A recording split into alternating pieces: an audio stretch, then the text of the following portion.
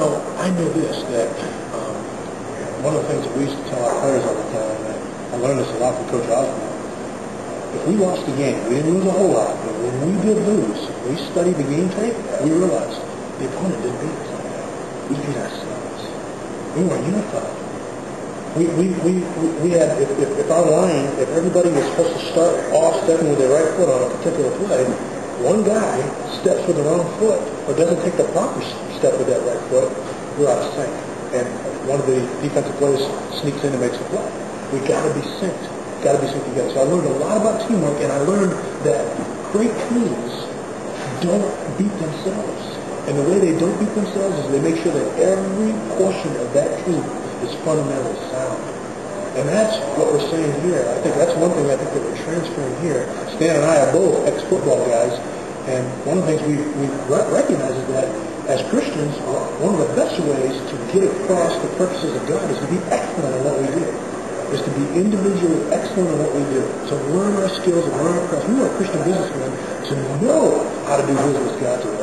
We want Christian athletes to know how to glorify God through sports and be so good at it that together, when we move out in the name of the Lord, we're all moving in the same direction. We're all strong. And so that's been probably the best lesson. What do you think stops people from doing more and more to people and just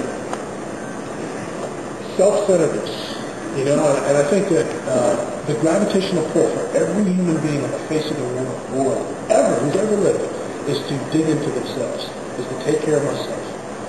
And John the Baptist once said in John 3:30, he said, Jesus must increase and I must decrease. And when that happens, I know what happens in my life. I'm more caring about what other people think. I become more relational with people. I begin to think about God and the overall purpose of it in my mind on myself. I'll tell you another lesson I learned in sports is that freshmen and seniors ask different questions. Why? Because seniors, when they're there for 4 or 5 years, they've understood, you know what, this ain't about me. I can't get this done by myself. I'm with a team. We got a big purpose. When a freshman comes in, even out of his own fear, he's thinking, I got to survive. So he's asking survival questions. Coach, what's the play? What's the number of that play?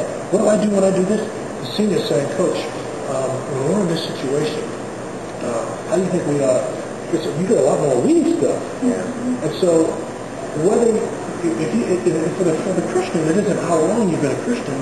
It's when will you get in the paradigm of getting off of yourself and recognizing this is about God and a team approach that he wants to take. And that's what we want to invite Christians to do. Get away from ourselves, stop asking freshman questions, and get on to taking a senior mentality to God.